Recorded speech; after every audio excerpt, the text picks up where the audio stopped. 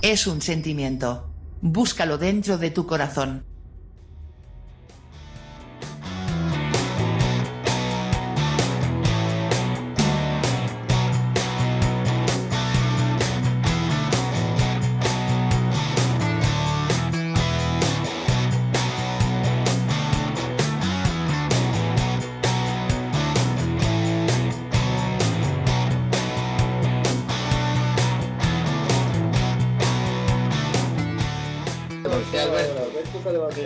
Ya se tomó un tinto, ya se tomó un café. Entonces era el fantasma de don Alberto. Es que me estoy dedicando a la realización y aún así meto la pata que he estado ahí media hora sin sonido en el YouTube. Soy un desastre como realizador, maldita sea mi estampa. Oye, estamos vivos, olvídate de eso. Oye, Marcelo Bullo me ha tocado las pelotas esta semana. Yo estoy normalmente de acuerdo con él al 99% de las cosas que dice. Pero una persona de su categoría... A las 3:20 de la noche no me voy a meter ahora en un tema de Albert, porque entonces Bueno. está a las 5 de la mañana. Bueno, Esto lo hubiera sacado hace 2 horas. bueno, pero yo tengo, lo que tengo que soltar lo tengo que soltar. Bueno, pues suéltalo todo. Espera, tíralo al medio, mamá. Un tío como él, que se supone bien formado, Sí. no puede valerse de argumentar que la solución, su receta magistral para salvar al mundo hispano es Acabar con los liberales. acabar con los liberales, una. La otra es acabar con todo ápice de liberalismo económico, empezando defender un férreo proteccionismo.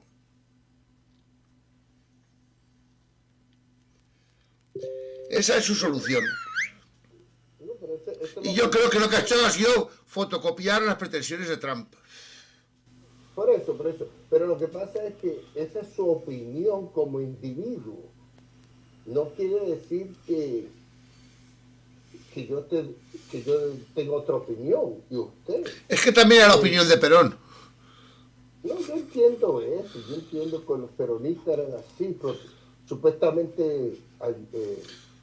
Bueno, ellos cualquier protegían a los economista con un poquito de conocimiento de causa, lógicamente exceptuamos a Santiago Armesilla, su compadre, porque es que es economista y comunista. Y eso es como querer ser cura y monja a la vez, es imposible. No es imposible. Es imposible. Es imposible. Otra cosa que yo estoy de desacuerdo con él, y se van a enojar muchos aquí, pero aguanten la silla porque no voy a tirar. El hispanismo en el 2022, porque no estamos hablando de 1492 ni del año 1500. El hispanismo está fundado, en mi opinión, lo primero en la lengua, el idioma, las tradiciones que compartimos, porque comemos, pensamos, hablamos en la misma forma. Cualquier filosofía, religión, eso va a un lado, porque ya no estamos en la época de los vaqueros y los indios. Estamos viviendo en un mundo civilizado. Sé que el catolicismo tuvo un gran valor en su momento, la iglesia educó a mucha gente, la civilización vino a través de los curas, pero ya eso quedó atrás en la historia. Tenemos que ser realistas, tenemos que ser más inclusivos, que los liberales no sirven, que son los conservadores, no, eso es como lo que tú estás diciendo ahora mismo, que no quiere ser proteccionismo no, necesitamos un mercado libre, donde usted puede invertir y pueda darle trabajo a la gente de su pueblo, o si quiere hacer una obra en otro lugar, lo haga, que venga un japonés, un chino, a mí no me importa. Después que lo invierta y el pueblo se beneficie. Eso es todo. Pero no vamos a entrar en eso de que vamos a poner 4 paredes aquí, vamos para nosotros nada más. No, tampoco así. Es que, ¿sabes lo que pasa? Se está equivocando del siglo. Eso podía haberle valido en el siglo XIX. Y eso en el siglo XIX lo que costó fue la guerra civil norteamericana. Porque la guerra civil norteamericana, aquí tenemos idealizado lo que nos dice Hollywood, que era un conflicto de que si por los negros, ¿no? Por abolir la esclavitud, y eso es mentira. La guerra civil americana estuvo motivada por un conflicto de que el norte pretendía ser proteccionista y el sur había sido toda la historia librecambista. De la misma manera que el norte quería proteger su industria, Los negros de la esclavitud también. el sur quería poder seguir exportando, tener una economía exportadora. Es que era un país y dos economías. Y esa fue la razón de la guerra civil norteamericana. Y ese problema lo aplicas ahora y a lo mejor lo que puedes conseguir es otra guerra civil. Alberto, tú que estás más informado, que ¿cómo se llama? El comunista ¿Santiago Armesilla? Sí, pero en el que se basa en el maestro de este hombre, ¿cómo se llamaba? Gustavo Bueno. ¿Qué ideología tenías? Pero de una manera sencilla, porque yo no lo he captado todavía. A ver qué puedes decir tú de eso. De Gustavo Bueno. ¿Es filósofo? Es un filósofo que empezó de comunista y acabó de hispanista. Y no sé si él repudió el comunismo, eso no lo sé. Salían en tertulias en Telecinco. Pero sus tesis coincidían bastante más con la derecha que con la izquierda. De hecho, quien más enfrentado ideológicamente es con la izquierda, pero te tengo que reconocer que no soy un profundo seguidor ni conocedor de ese hombre, porque aunque las 4 cosas que le conozco me han gustado todas, yo observo en él y en sus seguidores cierto tufillo izquierdoso, por decirlo de alguna manera. Claro, si es comunista de ese izquierdoso. Estaba en Telecinco, ¿te acuerdas? Que Lo que pasa es que en aquella época se fundía mucho el izquierdismo con el falangismo. Te tengo que decir que en España el sindicato Comisiones Obreras, del que fue miembro precisamente de Gustavo Bueno, fue fundado por falangistas, comunistas y anarquistas. O sea, al final todas eran ideologías laboristas. Es que... Aunque a Falange la puedas ubicar en la derecha. Sí. Es que la CNT y la UGT y todo el rollo nacieron en el sindicato vertical, porque no había otra opción. Bueno, vamos a hacer una preguntita rápida, antes que se me olvide. ¿Por qué en España, porque para nosotros en este lado del charco, nos cuesta? Porque en España, como que mucha gente ve mal que yo diga viva España o que yo saque una bandera España. Pues, ¿cuál es el problema? Si España es una. Eso te lo puede decir gente ideologizada. Solamente gente ideologizada. Son los únicos que te lo pueden decir. Viva España lo dice cualquier español bien nacido. Porque yo veo gente que le saca una bandera, le dicen fascista. Es en Cataluña, pero eso... Le dicen pachas. Y digo, ya está, porque el hombre está orgulloso de su bandera, déjalo quieto. Pero yo no entiendo, para mí eso es algo inconcebible. A ver, es que ten en cuenta una cosa. Tienes que valorar por dónde y de qué manera entró la izquierda en España. Y en España la izquierda que entró fue la izquierda internacionalista, que su pretensión era pues abolir las naciones y que no existiera. En el concepto de nación somos todos seres humanos. Esa era la pretensión que ellos vendían. Y estos que hay ahora son una evolución de aquel pensamiento. O sea, el concepto de España es que no les da igual, casi lo ven una traba. Es más, son tan básicos que si tú defiendes viva España, pues yo por ir a la contra, yo estoy contra España. Sencillamente, tú defiendes blanco, pues yo negro. ¿Por qué? Porque tú eres de izquierda y yo de derecha, Vicente. Un ejemplo, cuando un español viene, cuando un peninsular viene a América, a cualquier país de América, pues no preguntan, oye, tú eres asturiano, tú eres andaluz. No dicen eso, dicen el español. ¿Me entiendes? Ya. Ellos no están con eso de que tú eres catalán o tú eres vasco, no, tú eres español y se acabó. ¿Pero ellos quién? ¿Ellos quién? Digo yo que cuando un peninsular viene, un ejemplo, a Colombia y le pregunta, ¿usted es español, verdad que sí? Y usted dice, sí, yo soy español. La siguiente pregunta es ¿de qué parte? Exacto, claro. Pero eso no es porque están buscando de qué región de España. Un ejemplo, o si es catalán o vasco. Ellos lo preguntan, un ejemplo, yo fui a Colombia, me preguntaron, ¿usted es costeño? Y digo, yo no soy costeño. Yo soy costeño, pero no de esta costa. Yo soy de otra costa. Porque los costeños hablan parecido a mí. Exactamente. Entonces, pero era porque yo quería como ubicarme en qué lugar de donde yo soy. Pero no es por cuestión de nacionalismo, de regionalismo, eso no.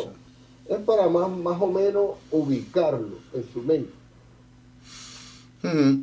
El concepto de que yo soy un vasco, pues ellos no entienden ese concepto de no. No lo van a Es que comprender. no van a comprender. Estados Unidos fue En Estados Unidos, y lo tabla curioso, rasa, cargaron lo que había, Pero- entonces todos americanos. pero lo curioso es que en Estados Unidos son estadounidenses fuera. Cuando tú llegas a Estados Unidos, ahí todos son de una madre. Yo soy irlandés, yo soy escocés, yo soy negro, yo soy hispano, yo soy de Francia, cada cual. Nadie es de Estados Unidos. Sí, porque cada cual es orgulloso de sus raíces. Pero el credo,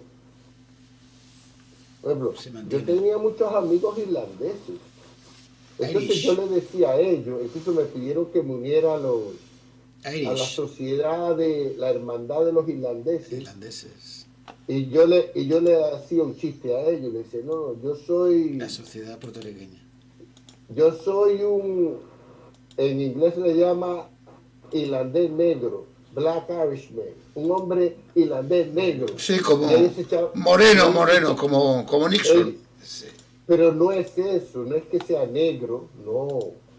Es que en Irlanda hubo un barco español, yo no sé cuántos años atrás, 100 y pico años atrás, que llegó a Irlanda y desembarcó allí porque tuvo un problema. De la Armada Invencible. Es una leyenda de la Armada Invencible. No, eso fue real. Entonces cuando llegaron allí, porque el barco se dañó, llegaron a Irlanda, tuvieron hijos y se quedaron viviendo en Irlanda. Los pasaron a cuchillo a casi todos. Hubieron casos excepcionales como el del capitán Cuellar, que pudo huir y esconderse. De Segovia, capitán Cuellar. Pero entonces los irlandeses que tienen los ojos negros, Eso es un pelo mito. negro, bueno, pero yo le estoy diciendo lo que... No, pero eso, lo que está comentando es, Jaime, es lo de la Armada Invencible. Claro. Es que los irlandeses de pelo negro les acusan, supongo que de cachondeo, La chirona. de ser descendientes de los españoles Españoles. supervivientes. Supervivientes que naufragaron con la Armada Invencible. Exacto. Entonces yo me decía, tú eres un Black Irishman a mí, que yo me podía unir a ellos porque yo era un irlandés de eso. Sí, Sí, descendientes españoles que estuvieron Claro, ahí la excusa, con la, este es un Black Iris. con la Armada Invencible. Ajá. Y a Nixon le insultaban de ser un Black Iris. Ajá, Porque es irlandés y moreno. sí. Sí, lo que tú dices es cierto. Porque como que le da, como que los han indoctrinado Sí, a que le no, dé pena.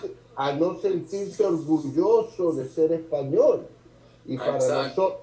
para nosotros eso no entra, eso No. no puede. Un ejemplo,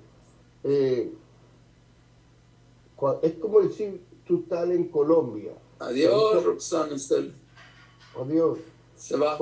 Cuando un colombiano pues está en Colombia, hay un partido de fútbol y cantan su himno y está orgulloso y gritan, pues no hay nada malo, eso es normal, eso es lo que sentirse orgulloso de su país. Pero parece que lastimosamente los medios de comunicación en España como no sé, han tratado de quitarle ese orgullo a los ciudadanos españoles de sentirse orgullosos de su patria, de su país. Es difícil de entender, eso es muy difícil. Jaime, ¿Sí? Sí, mira, el problema que tiene España, a diferencia de otros países, es la guerra civil de 1936 y 1939. Sí. ¿Qué ocurrió en la guerra civil? Que un bando, que fue el bando sublevado o nacional, o el de Franco, si queréis decirlo de diferentes maneras, tomó como propios el símbolo de la rojigualda, que como bandera nacional es de 1785, empezó como emblema naval. La bandera española del imperio era la cruz de Borgoña, la del paño blanco con la cruz de Borgoña roja encima. Vale, pues la bandera rojigualda española es de 1785. En 1973 al 74 hubo una primera república, de 1873 al 74, que duró un año, ¿vale? Con 4 presidentes del gobierno y fue un desastre. Y fue después de esa primera república que tenía la bandera española rojigualda, fue cuando se vino la época de la restauración borbónica. Bueno, la cuestión es que llegamos a 1936 y en 1936 la república, antes en el 31, la segunda república cogió como símbolo la bandera tricolor. Y la bandera tricolor cambió uno de los rojos de la original bandera rojigualda española de 1785 por el morado, que representaba curiosamente a Castilla. ¿Y por qué Castilla? Porque en Castilla hubo la primera revolución moderna, que fue la de los comuneros. Y fue un levantamiento del pueblo contra Carlos I o Carlos V, rey emperador de Alemania, ¿vale?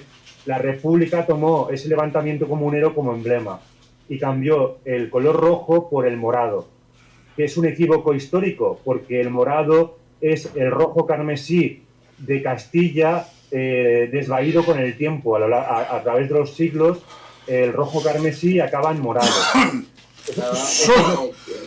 Solo tiene alguna cosa, ese detalle solo tiene un detalle que da que dudar de que sea realmente esa la verdad auténtica, que sea esa toda la verdad.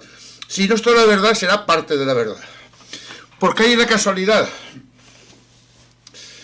En el siglo XIX hubo una logia masónica que tuvo mucha fuerza y mucha influencia, que le llamaron los Caballeros Racionales, ¿vale? Que es la que montó el problema con Riego y toda esta gentuza. Entonces los Caballeros Racionales de Castilla, en lugar de utilizar el pendón carmesí,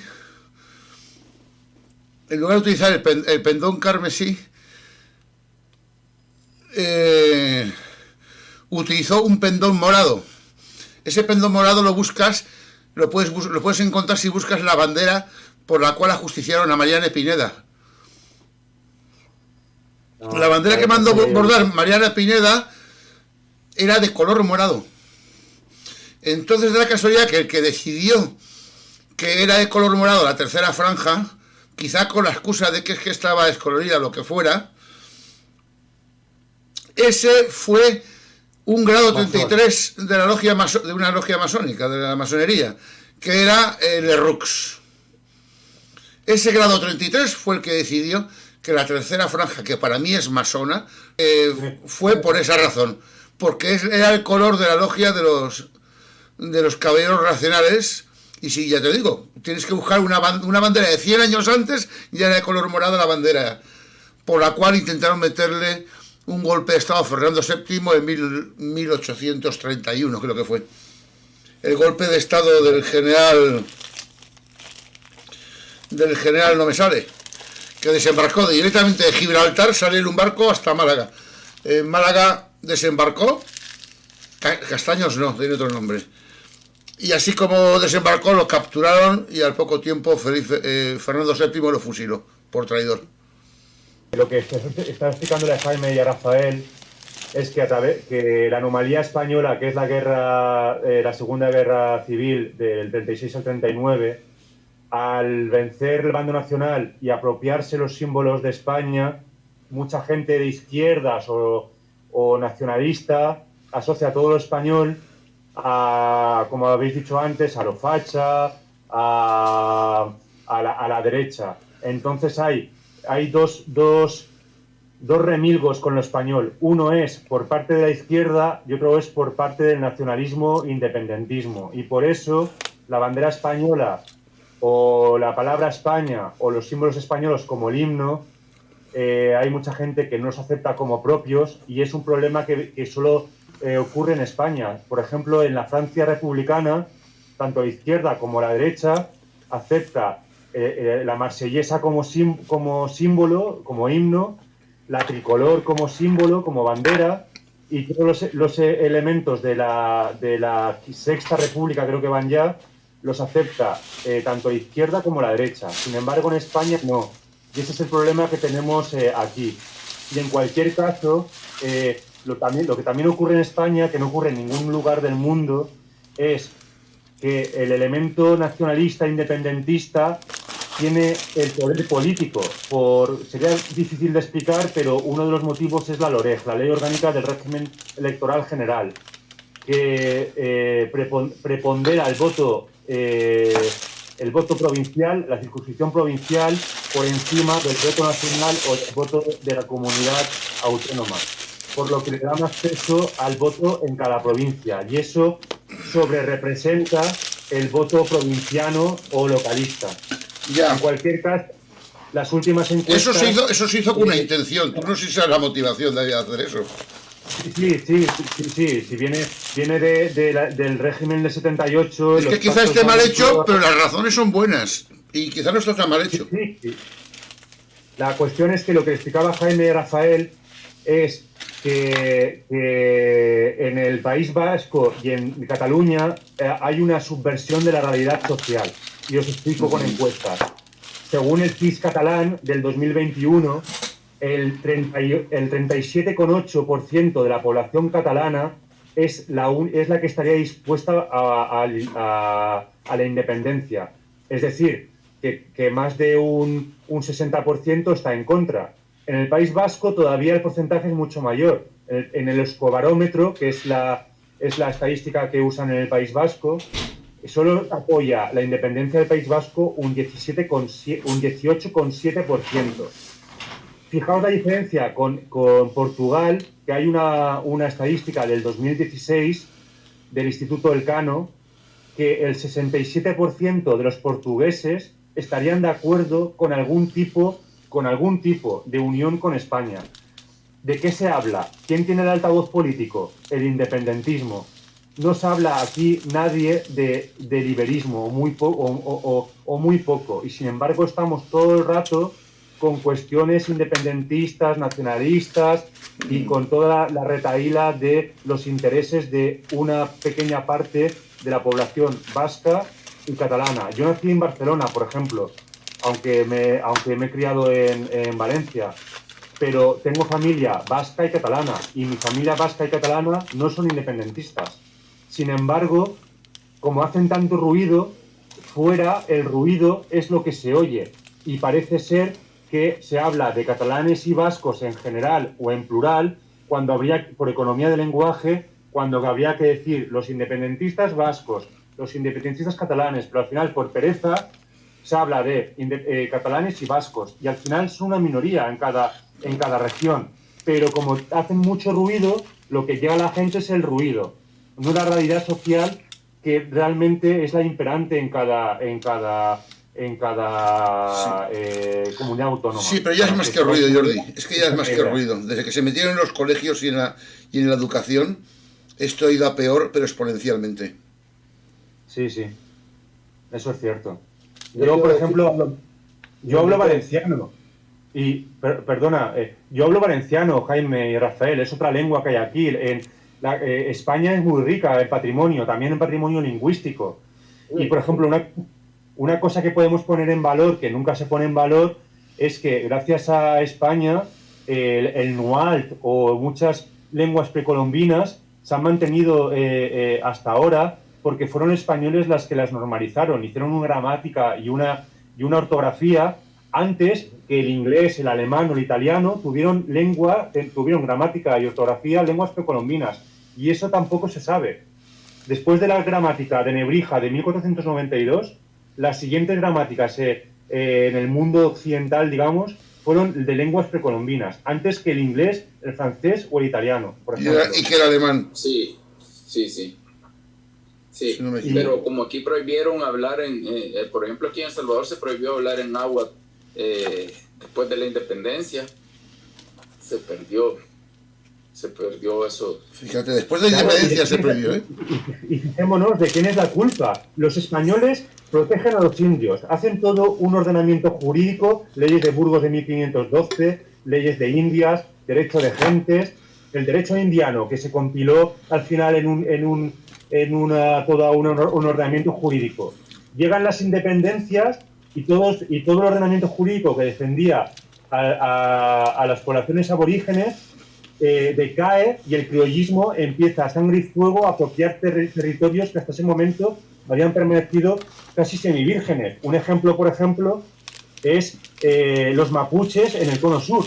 Y no sé si conocéis el tema de la conquista del desierto de Argentina, que fue un avance hacia el sur, matando a mujeres y niños o llevándolos a reservas, a otras zonas, siguiendo el ejemplo de Estados Unidos con los nativos americanos.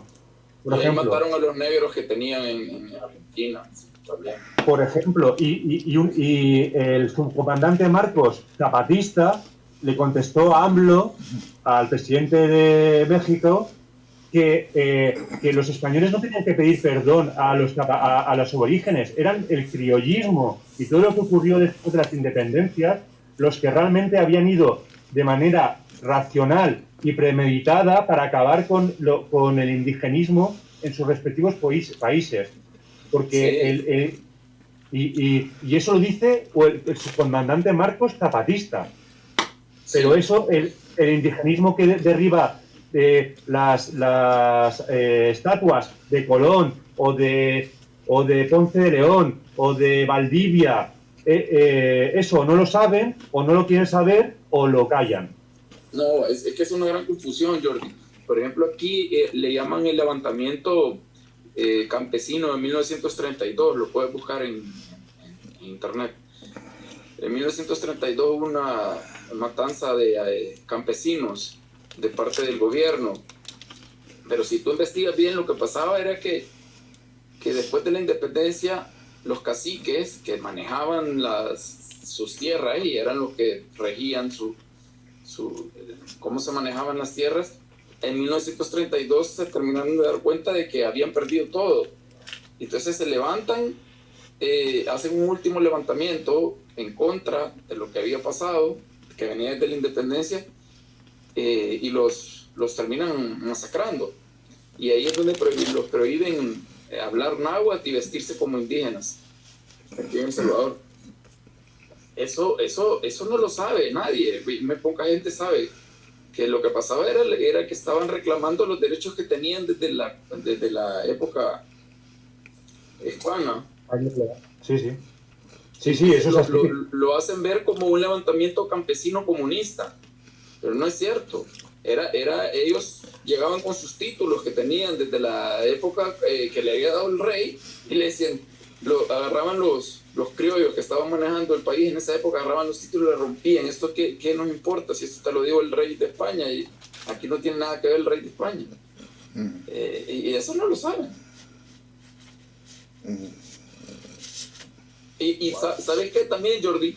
Yo creo bastante que lo que pasó fue que como los indígenas estaban tan protegidos aquí en América Hispana, cuando los criollos empezaron a ver que los blancos estadounidenses le estaban quitando la tierra a los indios en Estados Unidos, en el norte, ellos empezaron a decir, bueno, ¿y aquí por qué no podemos hacer lo mismo? No, que mira, los indios están protegidos por estas leyes por el derecho indiano. Y eso fue parte de lo que motivó. Es más, también cuando en Cádiz hacen que la gente sea igual, los derechos. La Constitución. La Constitución, lo que querían era que los indios no tuvieran los derechos que tenían, porque los indios estaban sobreprotegidos encima del criollo. El indio tenía bastante, estaba más protegido por la corona, y eso le generaba una envidia terrible. Pues igualaba hasta los negros. ¿Perdón? Que igualaba hasta los negros. Claro, pero igualaba hasta los negros, pero el indio tenía más poder, tenía título de nobleza, que no tenía el criollo, tenía tierras, que no tenía el criollo. Entonces eso fue generando una envidia entre el criollo, porque el criollo se veía blanco como el inglés, se veía blanco, alto, con barba. Y se creía con más derecho. ¿Cómo es posible que este indio pequeño tenga título de nobleza? Es que eso durante 300 años se murió de envidia.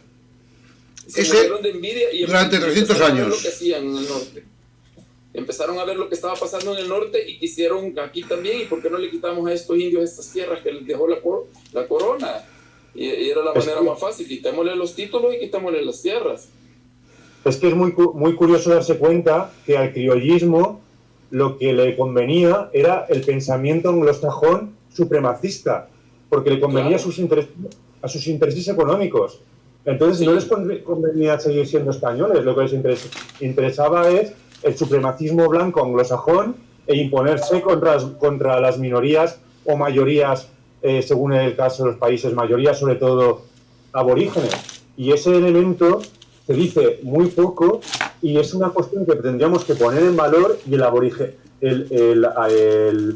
movimiento indigenista se equivoca totalmente no reconociendo esa realidad, y es algo que deberíamos de hacer pedagogía de proselitismo, de la mixtura española, la protección del indio, y de cómo precisamente fue adoptar la mentalidad anglosajona tras las independencias lo que supuso la persecución del indígena y el que se acabaran con sus derechos.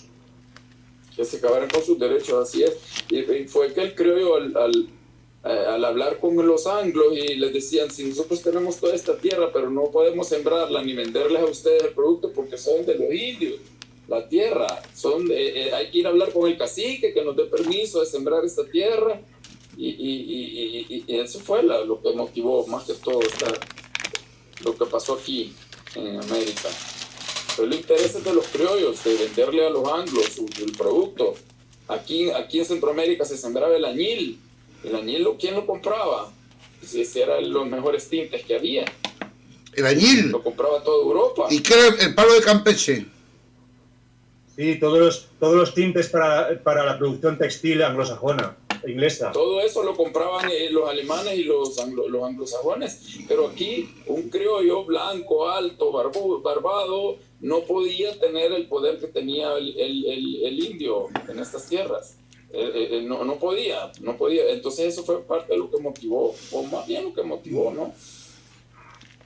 Sí, así Cuando piden que todos sean iguales bajo la ley, están pidiendo que los indios tengan menos, se los bajen un poco donde estaban, les quiten sus títulos de nobleza, porque a todos los caciques se les reconoció con el título de don, que era, creo que el título más básico de nobleza, ¿no? De la nobleza. De hecho, en el Palacio Real Español, en Madrid, hay una estatua de Atahualpa y del rey inca, de Moctezuma y Atahualpa, Moctezuma azteca y Atahualpa inca, y están integrados dentro de la realeza hispánica, y los españoles mantuvieron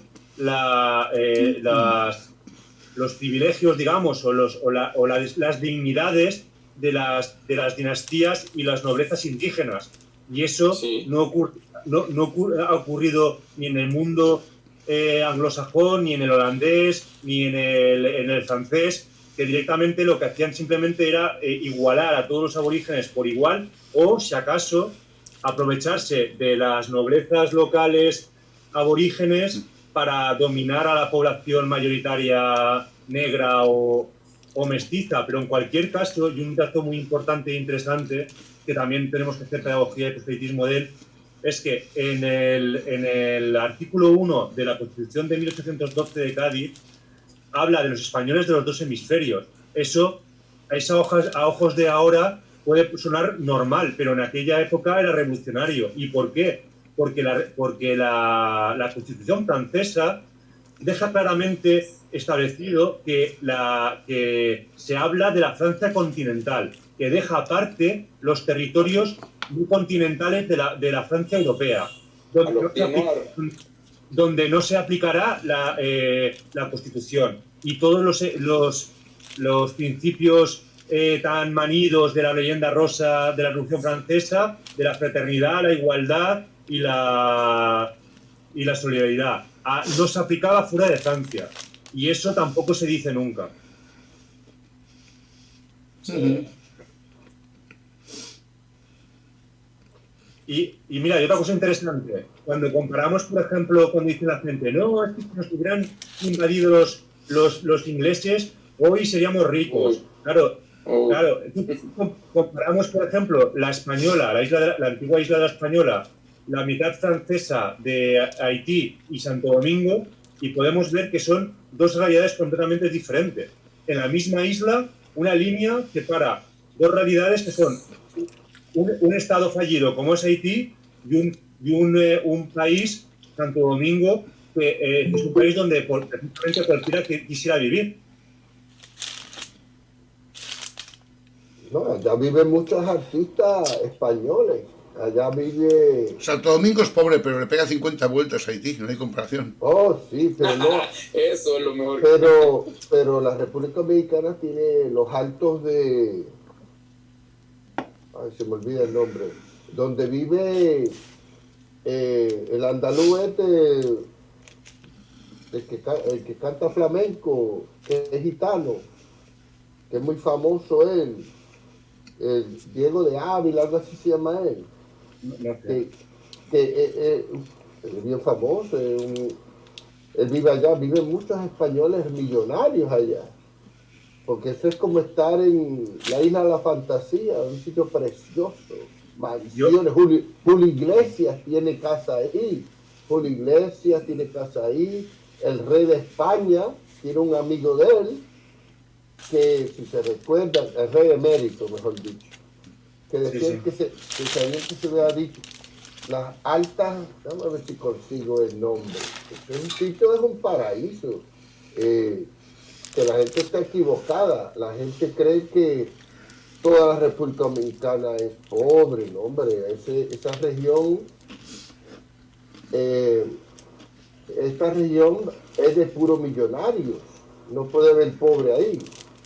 Pero que era un ejemplo, lo digo porque un profesor mío de la universidad estuvo en Santo Domingo y pensó en comprarse casa en su momento, no sé tanto, hace 15 años más o menos. Pero, por ejemplo, es que la gente compara el mundo anglosajón con Estados Unidos o con Australia, pero es que no recuerdan cómo están, por ejemplo, Belice o Jamaica o Zimbabue o toda la África anglosajona o toda yo qué sé, Bangladesh, un montón de países que han sido durante mucho tiempo, durante más de un siglo, y anglosajón, y no son ricos, han sido explotados hasta grados miserables.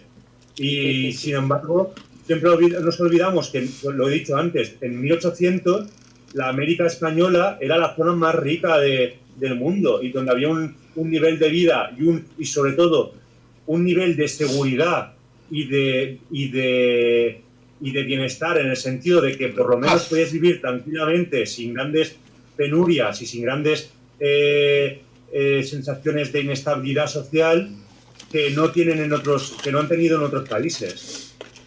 No, eso era aquí, ya me recordé, mira, en la provincia de Las Romanas, en la República Dominicana, la provincia de Las Romanas, Altos del Chabón se llama.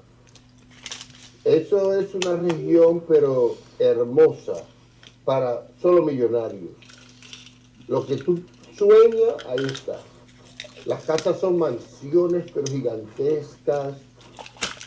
Una cosa de otro mundo. Ahí vive una iglesia. Muchos españoles viven ahí, de dinero. Un paraíso. Y se van ahí porque si viven en la República Dominicana no le tienen que pagar impuestos a España. Esa es la verdadera razón. Por lo que Ya. Jordi, si tú miras la casa del gobernador en 1800 de México y la casa del gobernador en 1800 en Boston, es una casucha la de Boston. Y mira, una cosa muy interesante también para poner en valor la hispanidad es ver la lista de la UNESCO y ver la cantidad de edificios, iglesias, infraestructuras, acueductos, hospitales, universidades que hay en la América Española, y comparar la lista de la UNESCO de la América, de la España donde ha estado, a dónde ha ido. Ha hecho universidades, por ejemplo, las dos primeras de Asia fueron en Manila, las dos primeras de Asia. Y después comparar la lista de la UNESCO en los países donde ha estado Inglaterra, Holanda, Francia e incluso Portugal. Lo comparamos y es vergonzoso. La lista de la UNESCO española es enorme y la de otros países son a cuentagotas. Sí, este historiador Alberto Garín dice que en Guatemala se comía mucho más carne por cápita que en 1800 que en Boston, que en Estados Unidos, en los principios de los 1800. Sí, lo hemos dicho antes, que varios libros, entre ellos el Marcelo Gullo de Madre Patria, compara la calidad de vida de la España americana con otros lugares, y Humboldt, que lo ha citado un compañero, cuando se hizo una ruta por América también lo dijo. No hay lugar donde encuentre ciudadanos más felices que en la España americana, o algo así decía la frase. Se sorprendió de que casi todos sean indios, que los españoles eran muy pocos. Porque él se iba con la idea preconcebida de que los españoles habíamos exterminado a todo bicho viviente y que solo estábamos nosotros. Y los 4 indios de esclavos. Y se encontró que la burguesía, hasta los burgueses eran indios. Claro, y parte de la aristocracia. Pero mire, hablando de eso, hablando del tema de hoy, mire como la ironía de la vida. Fidel Castro, que era gallego, de padre gallego, criollo. Eso te hace gallego. Pero es verdad. Sí, eso te hace gallego. Más gallego no puede ser. Aunque no hayas pisado Galicia en tu vida. Exacto. Era gallego. Y era hispanista, supuestamente. Sí. Y era comunista, marxista, leninista. ¿El padre? Él.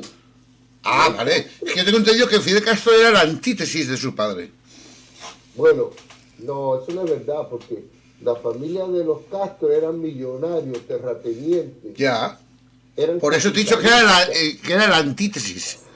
Pero Fidel era hijo bastardo. Era lo opuesto, sí, antítesis, el opuesto. Porque era un hijo bastardo de ese señor Castro. Eso no lo sabía yo.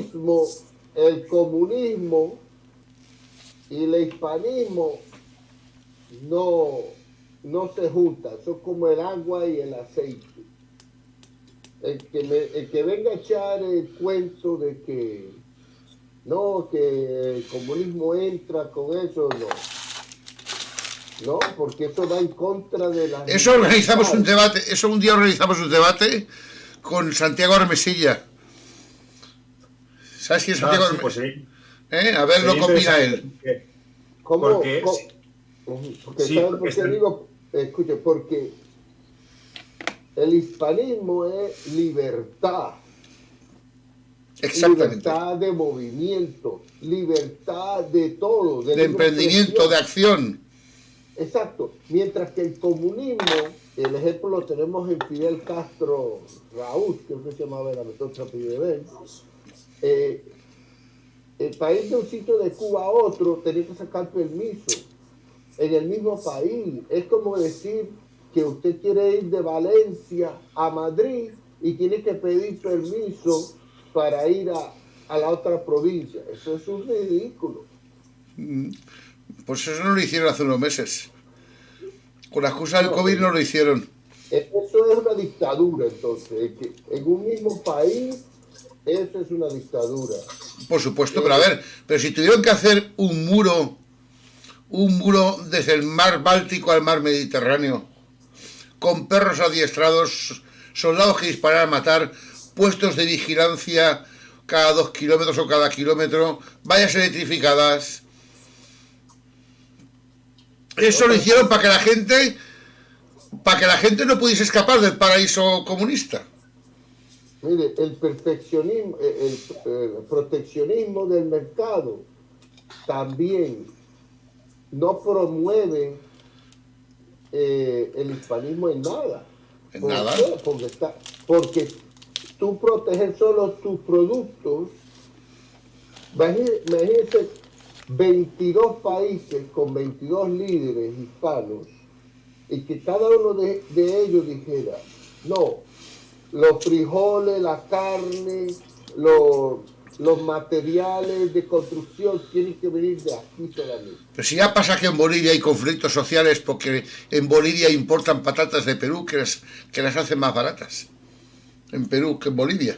Y eso ya es un conflicto social. Santo. Perú produce creo que más de 2.500 diferentes patatas, como dice usted, variedades. Tiene para regalar, tiene para... Entonces, eso no es hispanismo. El hispanismo debe ser abierto, libre comercio, Entre todos estimular nosotros. la economía. Mire si es así, que el intercambio comercial, y vamos a los tiempos de España, los tiempos de antes, era un libre comercio desde la península a toda la América, a todo el hemisferio. Era un mercado global. Era como la Comunidad Europea, pero sin que tengan que ser 20 o 30 países. Era uno solo, pero que abarcaba una quinta parte del mundo. No había tarifas, no Que había si impuestos. contamos... Bueno, sí que habían impuestos, pero para lo de fuera. Era Exacto. protección. A ver, España se Exacto. protegía, no se protegía tanto España. España había tenido en el siglo XVI los mejores economistas de la historia, que actualmente la economía que vivimos actualmente tú y yo ha sido toda parida en España. Si no toda en su mayor parte, en gran parte. Y España ya tenía nociones por escolásticos españoles de que la libertad de mercado generaba mucha más riqueza que el protegerse. Eso por una parte. Y por la otra es que España, pues más o menos tenía... Es que no era España solamente lo que tú entiendes como imperio. Es que luego estaba toda Italia, que eran clientes de España, y todo centro y norte de Europa. Y toda Francia mientras gobernaron los Borbones. Es que el mercado que abarcaba España era grandísimo. Imagínate, desde Filipinas a venderle hasta los centroeuropeos, pasando por Francia y toda Italia. Entonces el mercado que nosotros abarcábamos era grandísimo. Con los únicos que no comerciábamos, ¿con quién era? Con los piratas. Ni con otomanos ni con ingleses. Es que además, es que los piratas, los ingleses, ¿qué comerciaban ellos hasta que se hicieron grandes? Comerciaban... su negocio era la piratería. Su negocio era la piratería y el tráfico de negros. ¿Y sabes qué es eso? Eso eran las miserias que España despreciaba. España no se molestaba a lo largo de todo el imperio, porque al final, hacia el final sí que hubo casos de gente que se metió esclavista, pero esclavista con Brasil, no dentro de España. Sí, eso fue a partir del siglo XIX sobre todo. A finales, mediados finales. Y el cambio de mentalidad. Además, un valenciano llamado Sorní fue el que acabó definitivamente con todo eso. Pero si la esclavitud duró en España más que en otros países, que son pocos años más, unos poquitos más, fue porque en España, la esclavitud era irrelevante. Solo un apunte, Fernando, perdona. Mira, para que lo habléis en América con la gente que conozcáis. Fijaos la proporción de negros que hay en todos los países hispanos comparados con países anglosajones, tipo por ejemplo Jamaica, que es un caso más especial, o por ejemplo con Brasil, con Portugal, que Brasil sí que era esclavista. En la España americana los negros son muy pocos, la mayoría son aborígenes precolombinos. Sin embargo, curiosamente, ¿dónde hay más negros? En Venezuela. ¿Y por qué? Porque Venezuela fue durante 18 o 20 años una propiedad de un banquero alemán, que era el más rico del mundo en aquella época. Y Carlos V, para ser emperador, le debía un dineral a este hombre, a la casa Weimar o algo así, alemana. Pues fue propiedad de los alemanes, y los alemanes se trajeron solo para la actual Venezuela más de 40.000 negros. Esos 40.000 negros, cuando Venezuela volvió a ser española 20 años después, evidentemente se quedaron allí y tuvieron más hijos, y por eso Venezuela es porcentualmente el país con más negros de los países hispanos en América, solo por 20 años de dominación alemana, curiosamente, y eso muy poca gente lo sabe, tampoco. Y el primer negro alcalde a nivel mundial del mundo occidental fue en Cuba, un negro que venía huido de las 13 colonias inglesas, que llegó a Florida, al Fuerte Mosé, y que fue el primer regimiento de negros en un ejército occidental, el del Fuerte Mosé. Florida fue a Cuba cuando Florida se perdió por parte de España, y los negros de Florida fueron a Cuba, y por eso en Cuba hay también tantos negros, porque los negros de Florida se fueron a Cuba, aparte de los negros que España llevó a partir del siglo XIX para trabajar de braceros, que fue cuando ahí sí España tiene un mea culpa que reconocer, que participó en la burricia del colonialismo a partir de la segunda segunda mitad del siglo XIX en África, y con el tráfico de negros en el siglo XIX, pero no antes. Y lo que os decía, es muy importante ver la proporción de negros en cada país de Hispanoamérica y explicar por qué. Y lo de Venezuela es lo que os he dicho antes, los 20 años que fue una propiedad de una familia alemana, y lo de Cuba en parte fue porque los negros de Florida se fueron a Cuba. Hablar. Ahí hay un detalle que te has dejado. Hay un detalle que te has dejado. Discúlpame un momentito, Rafael. Y es que las razones de que haya tantos negros en Cuba son todas las que tú has dicho. Más una. Y es que durante la Guerra de los 7 años, los fucking anglo-saxons nos arrebataron Cuba. Y ellos dominaron Cuba durante un año. Y durante ese año, ¿sabes lo que hicieron? La llenaron de negros. Eso es lo que hicieron los ingleses en Cuba. ¿Para matar a la proporción hispana? No, pues para explotar la isla con esclavos. Convertir en una factoría. Vale. Es que ellos no, esos colonias, es que era una industria. Y la máquina de esa industria eran negros. Y los blancos eran cuadros con armas. Sí, está claro. Entonces, que a ver, es que ellos practicaron un esclavismo a nivel industrial. En nuestro caso el esclavismo era cuestión de nivel, era una cuestión residual. Sí, sí. Lo que pasa es que Oye, tras la guerra de secesión, en el Tratado de Paz, el Tratado de Utrecht, creo que era, pues nos tocó tener que aceptarles un asiento de negros. Un asiento de negros era que ellos podían vendernos X negros al año. Y nosotros teníamos la obligación de comprarlos. Sí, Y eso sí. fue impuesto por las condiciones de paz de una guerra.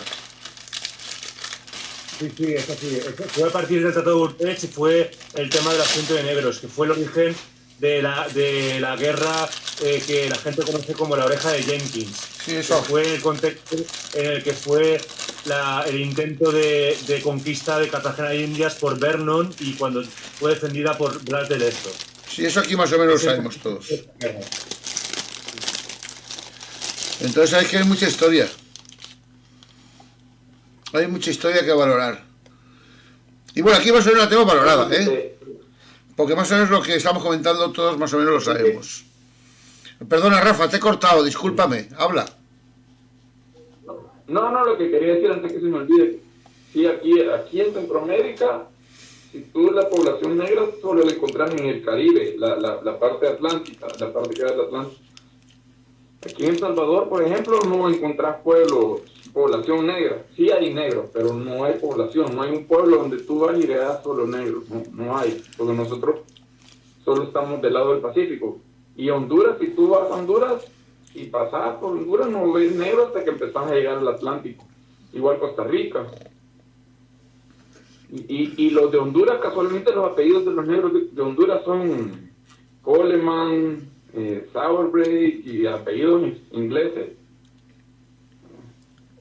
Ahí los ingleses los llevaron. Cimarrones. Eso que sean cimarrones que huyan. Pues es que está clarísimo. Y esa diferencia que hay de mentalidad y cosmovisión con el tema de la esclavitud entre el supremacismo blanco anglosajón y España. Y es curioso la diferencia con Portugal, pero bueno, se explica porque Portugal tenía las posesiones africanas y se enriquecieron mucho con el tráfico de negros. Era lo que se llamaba el tráfico triangular de negros, marfil y oro.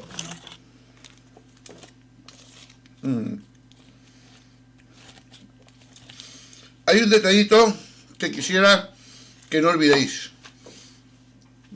Perdonad. ¿No se escucha? No, a mí, no me escuchaba a mí. Vale. Hay un detallito que no tenemos que olvidar ninguno. Y es que hay que hablar cuál es la diferencia que hay entre un negro de Estados Unidos y un negro hispano. Sí, sí. ¿Sabéis para pensar cuál es la diferencia? No, yo sé cuál es la diferencia. Ya, tú mejor que no lo digas, porque yo sé que tú lo sabes. Bueno, La gran diferencia, ¿sabes cuál es? Que un negro de Estados Unidos, por ser tú negro y por ser tú blanco, y si encima de blanco eres hispano ya peor, te odia. En cambio, te encuentras con un negro hispano, ¿y sabes con lo que se encuentra? ¿Sabes con lo que te encuentras? Con un compatriota, con un colega tuyo. Pues sí. La diferencia está en el odio. Te da otro trato. ¿Sabes qué también, Alberto? ¿Sabes qué también? A un negro hispano tú le puedes decir negro, hola negro, o pásame eso negro. ¿Pero normal? Y no pasa nada. Le decís eso a uno de Estados Unidos. Y te mata. Le ofende. Claro, pero Rafael, y fijaos una cosa, es que los negros, o la población aborigen, o la población en general de América, desde el siglo XVI, eran súbditos de la corona, que es decir, como ciudadanos ahora, ¿vale?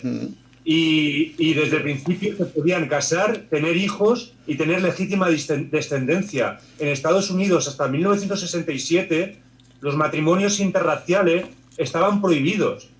Hasta los años 60 estaba el segregacionismo, o lo que en Sudáfrica llegó a ser el apartheid. La segregación. Claro, la mentalidad es brutal de diferencia. Son 4 siglos de abusos a la población negra. que la población negra hispana no ha vivido así. Bueno, el caso que tú estás hablando se llama Loving versus Virginia, y ocurrió en el estado de Virginia, donde una pareja interracial, donde la mujer era blanca y el hombre negro, se querían casar, y la corte los llevaron a corte para meterlos presos. Entonces ahí fue que se resolvió eso de las parejas que negra y blanca que se podían casar. Claro, pero 4 siglos después de la América española, que en el siglo XVI eso ya se podía hacer, que en el testamento de Isabel la Católica decía, cásense españoles con indios, y no decía solo españoles. No era solo españoles con indias, era también españolas con indios o con negros, que en la América española había muchos casos. Pero fue más aún peor, porque en Estados Unidos no fue hasta los años 1964, que empezaron la lucha por los derechos civiles, donde las minorías no se les permitía ir a baños blancos. Tenían que ser baños de blancos y baños de negros. Y el segregacionismo. Exacto. Se llama segregacionismo. Exacto. Entonces, si tú eras, como yo le decía a alguien, si tú eras un hispano blanco, pues tú ibas al baño blanco. Si eras un hispano negro, tenías que ir al baño de los negros. Y estamos hablando del 1964, eso fue los otros días. Sí, sí. Claro, y los negros estadounidenses de eso se acuerdan, porque lo vivieron sus padres. Claro. Bueno, mi padre tuvo esa experiencia. Mi padre cuando joven trabajó en hoteles y él me contó unas historias que yo me quedé con la boca abierta, como que, wow. Un ejemplo, una vez me contó que él estaba trabajando en un hotel y en la playa había una pareja de personas negras que habían pagado por estar en el hotel de dinero, y lo mandaron a él a sacarlos de la playa porque ellos no podían estar en esa playa, tienen que estar al otro lado porque la playa estaba segregada. ¿Usted sabe lo que es eso? Increíble. Sí, sí. Eso era, uno habla de 400 años atrás, pero eso fue otros días. ¿Usted me entiende? Bueno, ahora mismo en Puerto Rico está viendo, no sé si usted ha visto las cadenas, las redes sociales, hay un problema grave, grave el problema, porque Puerto Rico, los americanos lo han convertido en un paraíso fiscal. Sí, sí. Entonces las personas van con $1 millón, $2 millones de dólares, entonces no tienen que pagar impuestos sobre las propiedades. Entonces, ¿qué pasa? Ellos están comprando los terrenos y las casas que están al lado del mar, la mejor. Entonces ellos quieren cerrarle el acceso a la gente común de poder ir a la playa. Y están habiendo problemas grandes, porque, un ejemplo, si tú permites eso, por ejemplo, si tú vives en Valencia y somos ricos y compramos todos los edificios, las casas que están al lado del mar, entonces le ponemos una verja y no permitimos que nadie vaya a la playa. Eso es lo que están haciendo. Y a la misma vez están desplazando a la población. Le están diciendo, tú no puedes vivir aquí, vete para otro lado. ¿Entiendes? Y suben los precios de las viviendas. Eso es una sutil maniobra.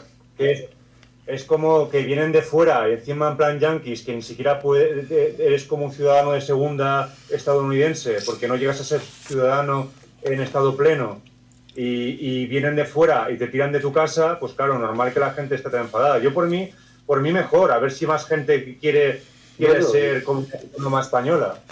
exacto. El problema que hay ahí es que, por ejemplo, en la isla municipio de Vieques, que esta lo usaba la OTAN, hacían práctica de tiro al blanco con los barcos, los misiles.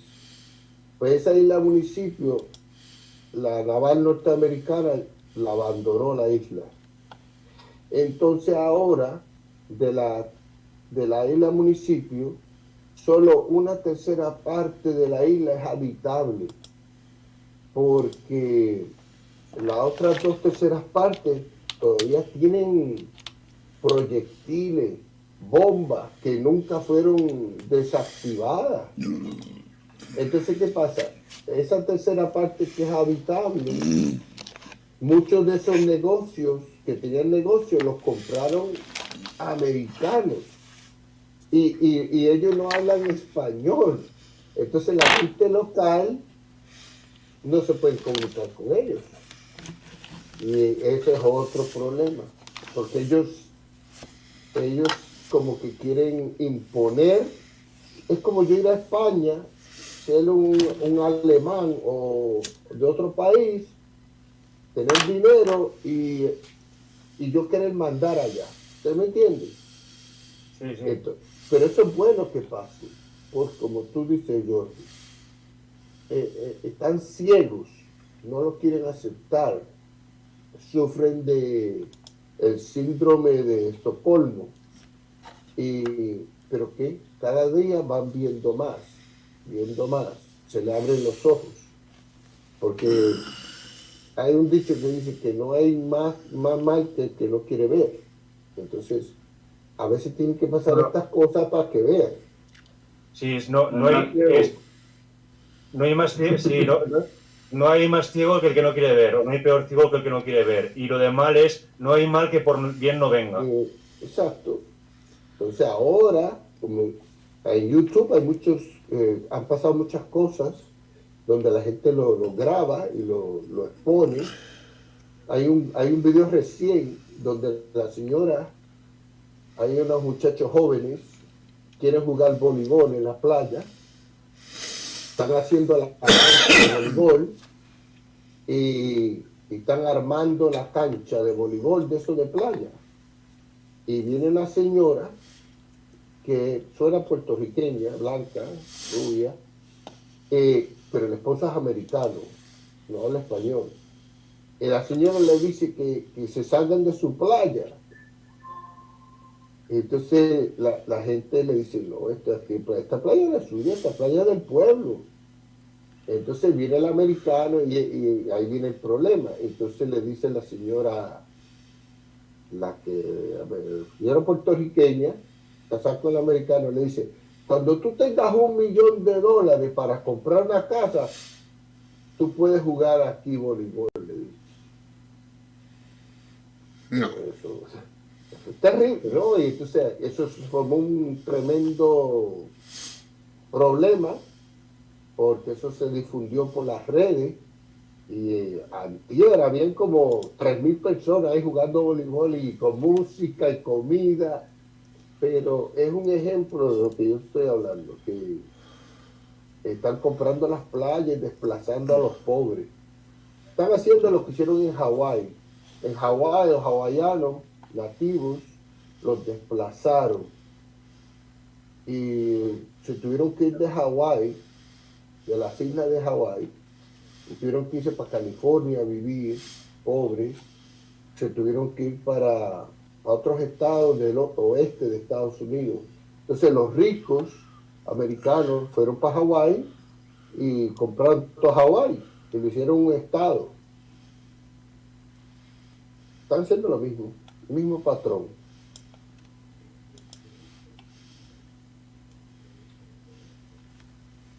Pero Alberto, ¿dónde estás? Eso están haciendo aquí en Centroamérica, Jaime. Están en toda Costa Rica, Nicaragua, y aquí ahora ya empezaron aquí en El Salvador a comprar las tierras enfrente del mar, y los gobiernos que les dan permiso a ellos de comprar, y han subido los precios de las tierras. Exagerado. Sí, porque la persona que vive local no va a poder pagar por una propiedad ahí. Entonces ya va a tener que irse. O hacen la vida tan cara, o si no le ponen una barrera, le ponen Carísima la vida. le ponen una barrera y no te permiten pasar. Lo hacen como una comunidad cerrada.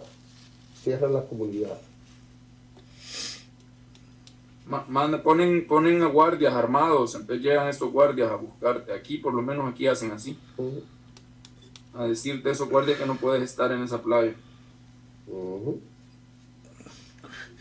Os voy a contar una película que me pasó a mí con 2 policías municipales de un pueblo de al lado de donde yo soy. Yo soy de Sagunto. Y al lado hay un pueblo muy turístico que se llama Canet. Y resulta ser que yo iba a montar a caballo por la playa de Canet. Vale, hacía una ruta que consistía en cruzar la playa.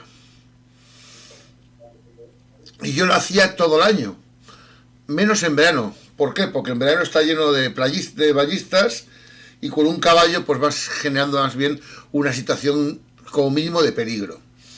Entonces por el día no vamos por la playa, pero por la noche nos íbamos a galopar por la playa. ¿Me entiendes? Entonces yo cogí, aparqué el caballo enfrente de un restaurante y entré y me puse a cenar con mi abogado precisamente, en aquella época. Y en eso que salgo a ver cómo estaban los caballos, me encuentro a 2 policías ahí mirando los caballos. ¿Qué hacen aquí 2 caballos atados y tal? Y les pregunto si hay algún problema. Y me dice, ¿usted cómo va a caballo por aquí por la playa? Uy, ¿y por qué no? Porque la playa es para los bañistas. Y le digo, ¿eso qué ley lo dice? Y me dice, eso, la ley de costas. Y yo les digo, oye, vamos a ver. La playa es vereda. Es vereda desde los tiempos inmemoriales. ¿Sabes lo que es la vereda? Solo tienes que consultar las veredas y sabrás que toda la playa es vereda. Una vereda es como una autopista para que circulen los animales. ¿Vale? Es la autopista de los animales. Y además, la ley de costas no dice nada. ¿Sabes?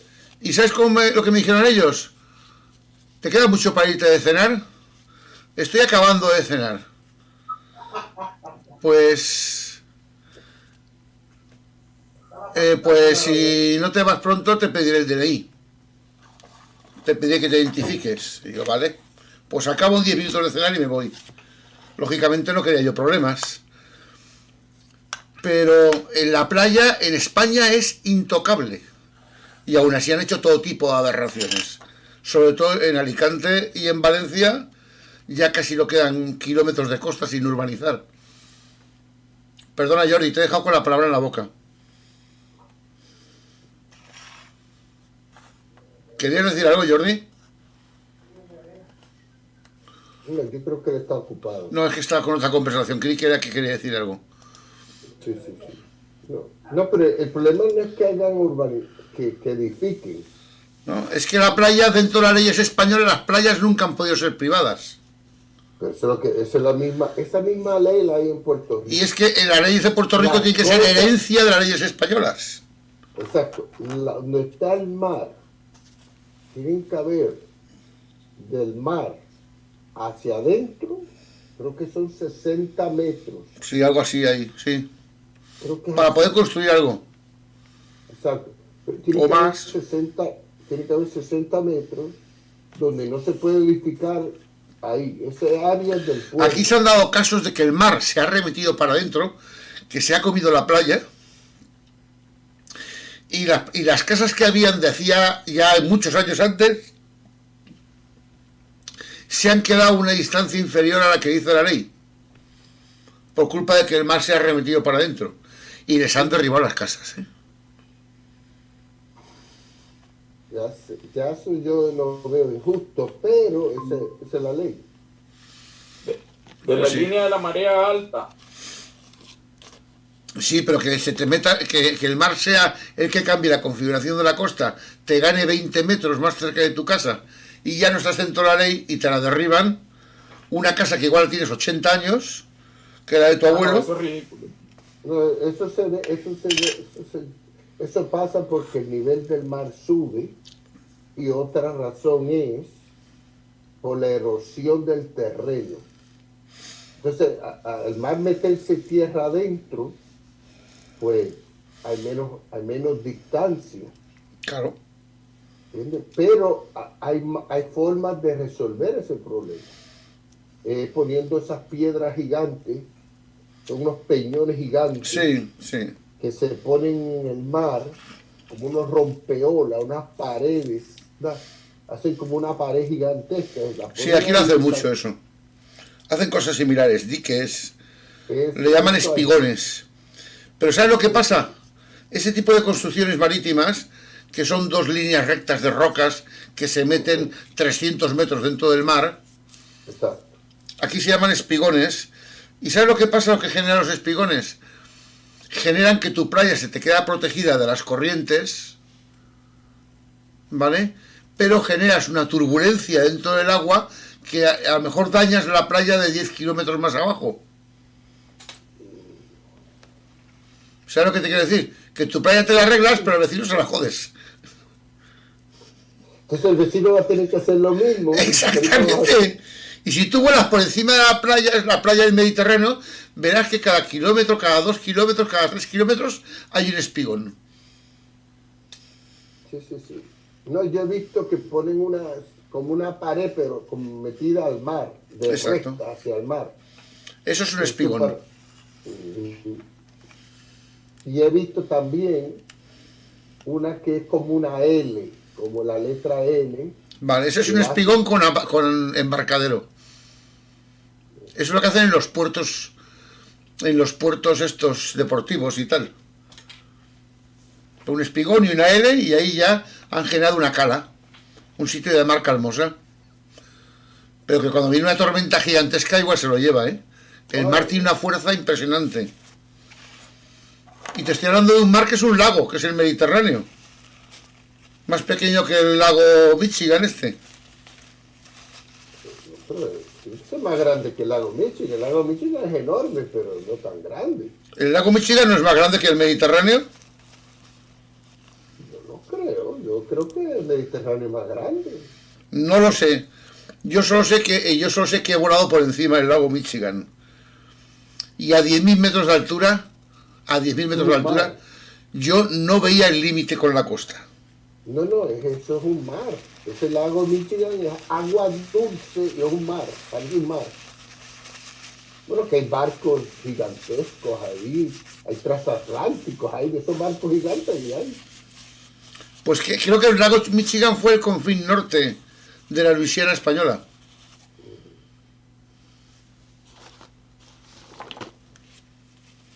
Creo. Yo no sé, yo sé que eso está lejos. Eso está lejos. Para lejos. Eso está lejísimo. Eso decía un amigo cuando fuimos de fiesta a un pueblo. Y ahí tardábamos en llegar y tardábamos en llegar. Oye, para lejos este pueblo, para lejos. Es que el pueblo se llamaba Peralejos. Y al final le cambiamos el nombre, de Peralejos a Paralejos. Yo tengo un familiar que vive en un pueblo montañoso y mi familia no quiere ir a visitarla porque está muy en la montaña, bien arriba, y dice que se marean. Cuando van a la casa de esta persona se marean. En Puerto Rico. No quieren, sí, en la montaña, tiene una casa en la montaña. Arriba de una montaña, literalmente. Y no quieren ir porque se marean. Le da mareo. Porque Pobrecita. viven al lado del mar. Entonces, cuando usted vive al lado Pero del aquí no le da mareo. Le da mareo al que vive en la montaña. Al que vive en el mar subir a la montaña. No, mi padre vive al lado del mar. Y cuando sube a la montaña le dan mareos. Cuando sube a esa montaña allá arriba, le da mareo, se marea. ¿Tu padre tiene deficiencia respiratoria? Sí, tiene problemas para respirar ahí arriba. Él le da tembladera también. Yo creo que es que le da miedo subir. Pero Puerto Rico no tiene montañas muy Altura altas. le da. Sí, de más la altura, eso es lo que dice, Rafael dice. Pero Puerto Rico no tiene montañas muy altas, ¿no? No, tiene 3 cordilleras. Pero alguna muy alta. No, si tiene alta, da miedo. Miedo. Yo sé, porque yo he pasado por ahí, da miedo. Si el carro se va y se fue usted también. Pero hablamos de 3, de 4, de 5.000 metros. No sé cuánto, no creo que tanto. En la montaña más alta no sé cuánto tendrá, la puedo averiguar. Pero de todas maneras alto. Ahora me lo dice Google. Ajá, Montaña más alta de Puerto Rico. Jaime, lo que pasa es que tu papá le afecta a la altura porque, bueno, pasa eso mucho con las personas que padecen de la presión arterial. Claro, por eso le he O dicho a otro tu... tipo de enfermedad. Entonces, como cuando tú subes, por ejemplo, 2.000 metros, 3.000, no hay la misma cantidad de oxígeno. Entonces, la persona tiene un desequilibrio en cuanto a sus signos vitales, por eso se marea. Porque acuérdate que a mayor altura, menos oxígeno. Y los que estamos ahorita a nivel del mar, respiramos más oxígeno, o sea, respiramos mejor. Esa es la razón por la que le he preguntado si su padre Eso es lo que sucede. sufría alguna deficiencia respiratoria. Exacto. Oye, por cierto, es que Saludos, la montaña... estuve escuchando, aquí estuvo muy buena la charla. Saludos, Eric. Estuve escuchando y no participé, pero estaba yo aquí atento. Yo le iba a decir ahora a Jaime que la montaña más alta de Puerto Rico es el Cerro de Punta, con 1.338 metros. Que eso no es gran cosa, 1.300 metros. Pero vamos, estará fresquito quienes vive ahí. Se marea, esto le Sí, marea. no es mucho, pero le afecta. Le Sí, afecta sí. porque estará flojo de problemas respiratorios. ¿Habrá fumado mucho? Sí, él fumó mucho cuando era joven. Como por 30 años fumó. Pero Fíjate. después lo dejó. Qué valiente se lo dejó. Él lo dejó cuando tenía... bueno,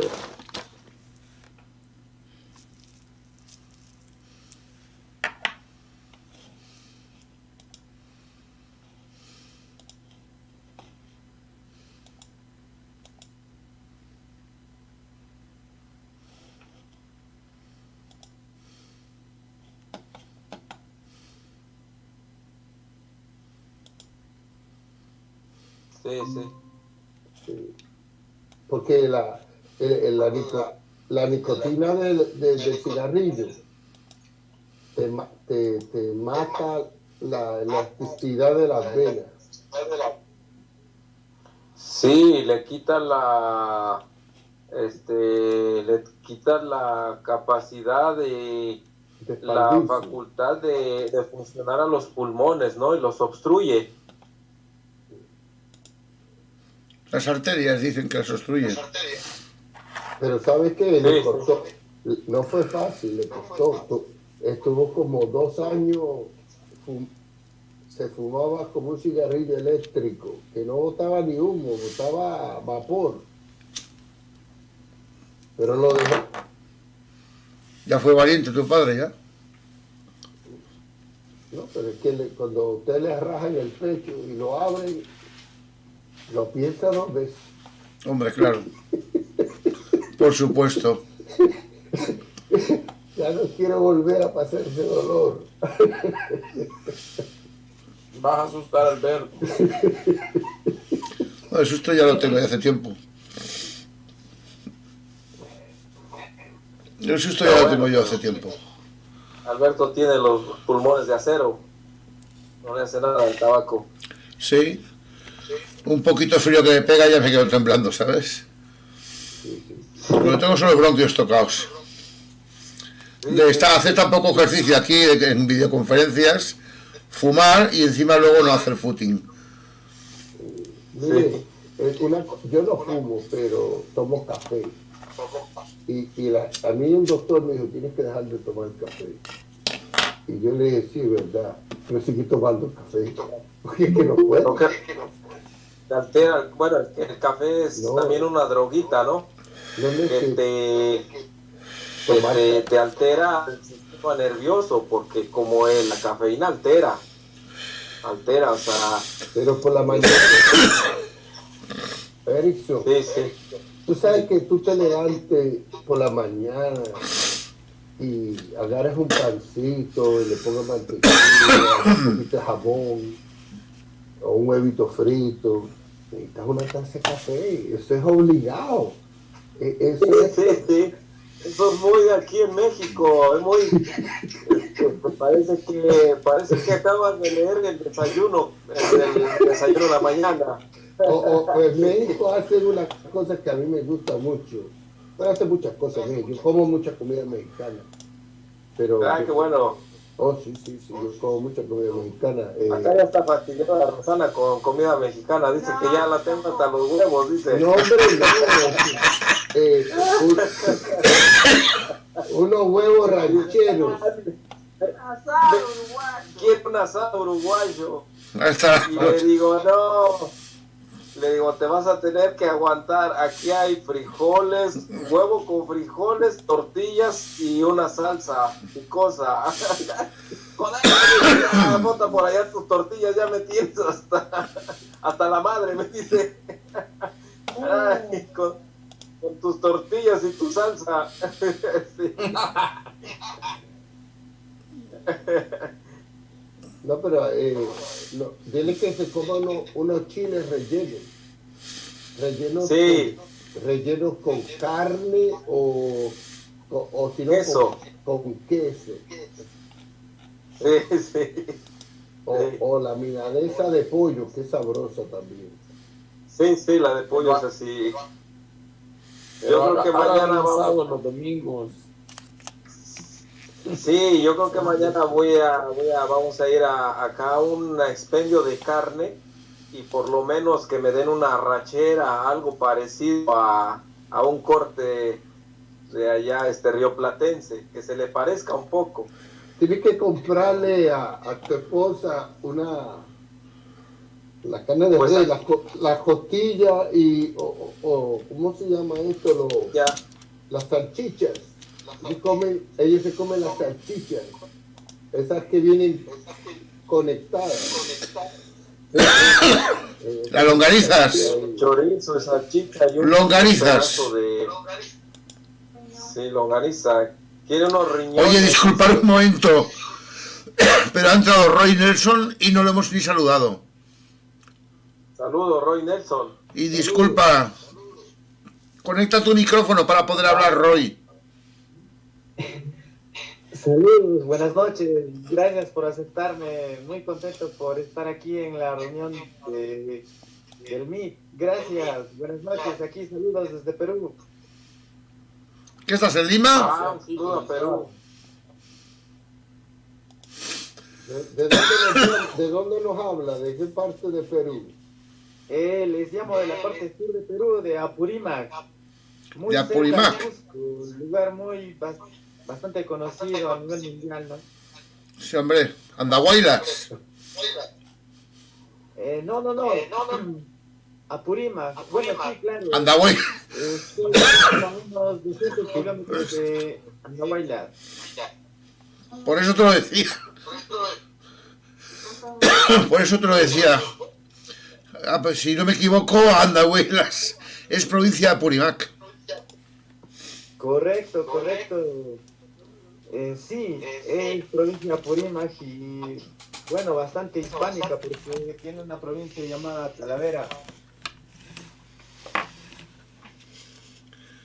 Talavera. Sí, claro, Talavera, la reina. Sí. Aprovechando, quería consultarles acerca de un tema que tenía bastante curiosidad acerca de justo el día de ayer en un canal de YouTube, Los Hijos Biónicos, leía, ¿no?, la caída de Tenochtitlán. Entonces, en ahí se explicaba, ¿no?, cómo Hernán de Cortés, con gran sacrificio, logró someter, ¿no?, a Tenochtitlán. Y tengo un amigo de Argentina que comentaba que una de las 12 tribus de Israel, pues había ido justo ahí a la zona donde ahora es México, y decían que, bueno, él comentaba que, y no solo él, ¿no?, porque había un sacerdote español que justamente después de la conquista de Tenochtitlán hizo como su bitácora, en el cual él indicaba que las prácticas de los mexicas era bastante similar a lo que realizaban pues las tribus de Israel. Entonces él llegó a comparar pues por sus prácticas. Disculpen, no, yo no quiero ofender a nadie aquí, solamente es un tema de estudio, porque incluso ahorita, ¿no?, si alguien tal vez piensa que yo me lo he inventado, esto está en la biblioteca Cervantes, está publicado esto. Entonces me causó bastante curiosidad, porque los mexicas, según mi compañero que se llama, también no me acuerdo su nombre, pero también es español, pero radica en Argentina, me indicó que los mexicas eran una de las 12 tribus perdidas de Israel. Entonces, quería saber qué tan cierto es esta versión de mi compañero y de aquel sacerdote español que logró más o menos comparar, ¿no?, los rituales por los cuales pues él llegó a esa conclusión, ¿no? Y él comparaba, ¿no?, los hábitos de esta cultura, y entonces él incluso llegó a esta conclusión. Indicó que una de las 12 tribus perdidas de Israel terminó en Centroamérica, en lo que antes era Tenochtitlán. Quería consultarles esto, sin ánimos de ofender a nadie, porque No, eso no yo ofende. realmente quiero saber cómo va todo este tema. Gracias. Bueno, yo te puedo decir que aquí Erickson es de México. Si él tiene alguna información, él te puede darla. Yo te puedo hablar un poco del tema, pero me gustaría que si Erickson Herrero sabe algo, pues que te hable del tema. ¿Sabes algo, Erickson? ¿Sabes algo? Sí, ¿Qué? sí, hay digamos, las hipótesis por el tipo de civilización que tenía el imperio mexica desarrollado en el valle, en la Tenochtitlan, pero no hay una evidencia, históricamente hablando, no hay una evidencia en concreto de ello.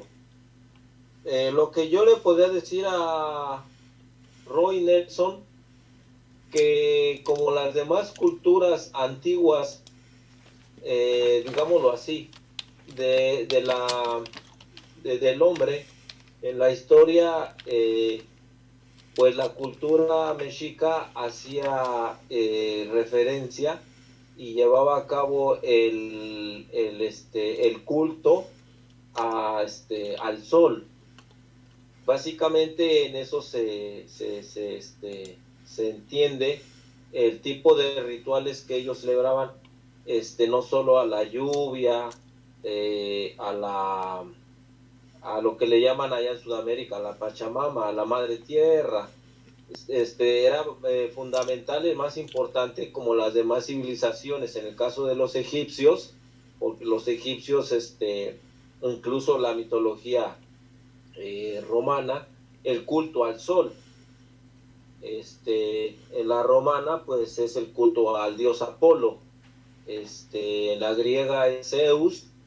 En la egipcia, si no me equivoco, es del culto al dios, al disco solar, a Ra, que es el dios sol. Correcto. Entonces, Sí, acá era la misma temática. Yo tengo entendido que realizaban una serie de rituales paganos, algunas tribus de Israel, que se salían de la ley de Dios, o sea, hacían Exacto. rituales, ¿no? ¿Qué Correcto. significa esto? Que iban apuntan o apuntaban hacia el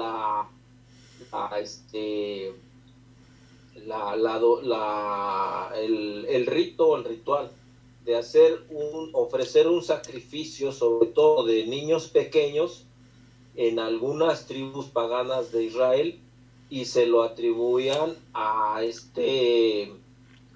dios Moloch. a Moloch, exacto, a Moloch, Correcto. Exacto. Indicaban pues que están los escritos de Apión, donde Sí. decía que esta cultura pues sacrificaba niños griegos. Sí. Ojo, lo que son las cosas, ese ritual, esa tradición, digámoslo así hablando, está fundamentada porque la realizan un grupo sectario en Estados Unidos, y si no mal recuerdo, es debe ser allá no recuerdo si es Nueva York. Realizan ese ritual hay un grupo sectario que lleva a cabo ese tipo de Te voy a explicar. Déjame ritual. En Nueva York. Inclusive, es en un bosque. Un grupo, se dice que de mucha influencia, un grupo de personas de dinero, como un club, digámoslo. Muy bien. En un bosque, en ese bosque hay una arquitectura, hay una serie de construcciones y una estatua en forma de Moloch, y ahí cada año hacen ahí una celebración. Exacto. Uy, qué miedo. Pero Me dio miedo.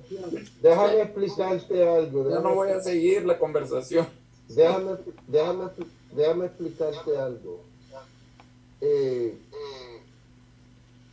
Yo no sé si tú has escuchado de los mormones. Sí, Bueno, claro. En la enseñanza mormona, la iglesia mormona fue fundada por un señor que se llama Joseph Smith. Él vivía en Nueva York, en un pueblito que se llama Palmira, Nueva York. Bueno, según la leyenda mormona,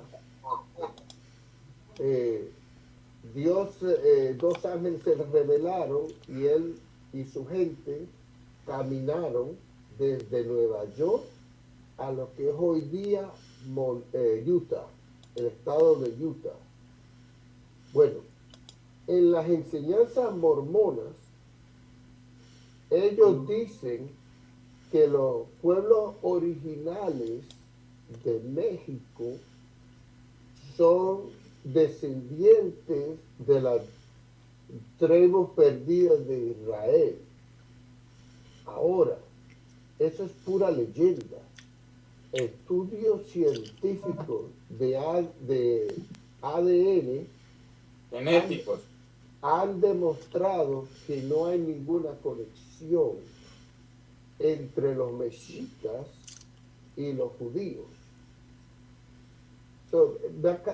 Hasta ahora en datos científicos no aprueban eso, porque los mormones enseñan eso también, porque ellos creen que al principio de la humanidad había una tierra que se llamaba Lemuria, y que después se separaron las aguas, las tierras, y ellos dicen que las tribus perdidas terminaron siendo los aborígenes de América.